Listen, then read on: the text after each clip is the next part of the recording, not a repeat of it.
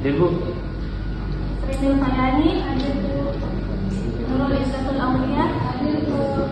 Oke, hadir semua ya hari ini. Ada yang masih ingat materi kita minggu lalu? Bagian-bagian tumbuhan Bu. Ya, betul sekali. Berikan aplaus dulu untuk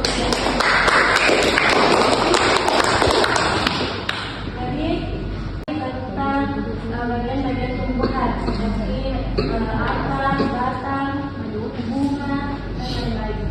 Di hari ini kita akan mempelajari tentang kebijakan vegetatif dan generatif. Hari ini kalian diharapkan mampu memahami pengertian kebijakan vegetatif dan generatif tumbuhan. Yang kedua, kalian diharapkan mampu memahami jenis-jenis kebijakan tumbuhan secara vegetatif dan generatif. Yang ketiga, mampu membedakan kebijakan vegetatif dan generatif. Kebijakan vegetatif adalah proses memperbanyak tanaman tanpa melalui perkawinan atau penyerbukan, melainkan menggunakan bagian tubuh induknya sendiri seperti akar, batang, atau daun. Bisa dipahami? Coba yang paling depan bacakan dulu. Kebijakan vegetatif. Kebijakan vegetatif adalah kebijakan tanaman melalui proses perkawinan, yaitu pembentukan sabuk sari dan putih, atau penyerbukan hingga terjadi pembuahan. Proses perkawinan yaitu pertemuan sabuk sari dan putik, atau yang disebut dengan penyerbukan, sehingga terjadi pembuahan yang menghasilkan biji. Menjadi dua, yaitu alami dan buatan.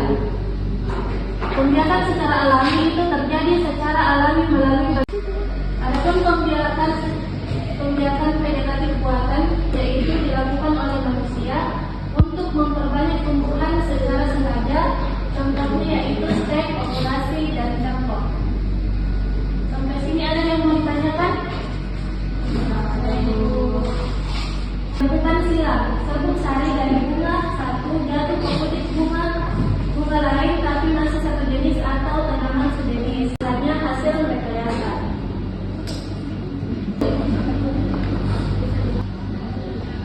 Baik. Menurut Hidayah, bacakan kelebihannya kebanyakan vegetatif. Kelebihannya, satu, cepat menghasilkan tanaman baru, dua, tanaman baru identik induknya, tiga, tidak bergantung pada penyerbuk atau musim. Ya, baik. Terima kasih yang Hidayah. Baik,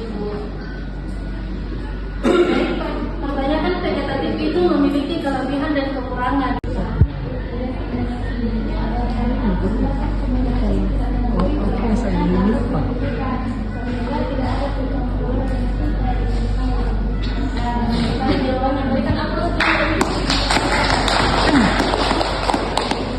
Jadi perlu diingat kalau perbanyakan vegetatif itu dan karakteristiknya pasti identik dengan induknya.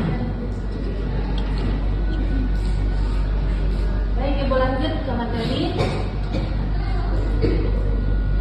Kelebihannya yang lain yaitu tidak bergantung pada penyerbuk atau musim. Adapun kekurangannya rentan terhadap penyakit yang sama dengan induk. Kemudian dapat menghasilkan variasi sifat tanaman baru yang unik. Kemudian memiliki daya adaptasi dan ketahanan penyakit lebih kuat.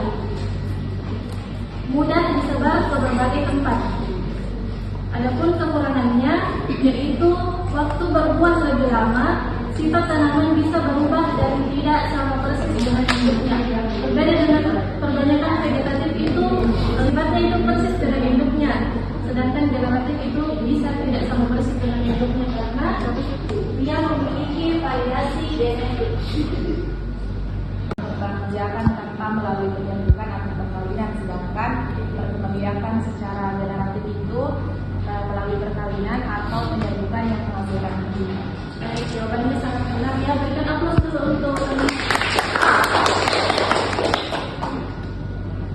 tidak melalui proses penyerbukan atau perkawinan. sedangkan perbanyakan generatif itu melalui proses penyerbukan atau perkawinan untuk menghasilkan biji.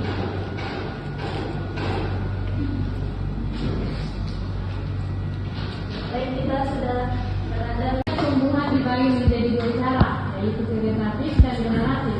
Vegetatif adalah berkembang biakan tanpa melalui perkawinan atau penyerbukan, sehingga sifat tanaman baru sama persis dengan induknya. Generatif adalah berkembang biakan melalui penyerbukan dan pertumbuhan yang menghasilkan biji, sehingga sifat tanaman baru